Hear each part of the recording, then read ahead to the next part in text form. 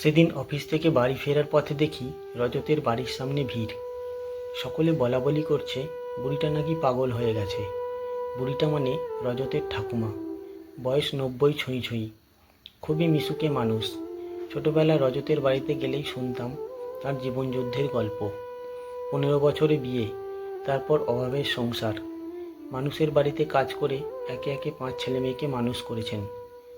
আমি বাইকটা থামিয়ে ভেতরে গেলাম। দেখি ঠাকুমা আয়নার সামনে দাঁড়িয়ে নিজের প্রতিবিম্বের সঙ্গে কথা বলছে। আহারে, কি বানাইছোস মুখখান, শুরুকালে কি সুন্দরটাই না ছিলি। তাড়াহুড়োয় বেশিক্ষণ দাঁড়ালাম না, বাড়ির দিকে রওনা দিলাম।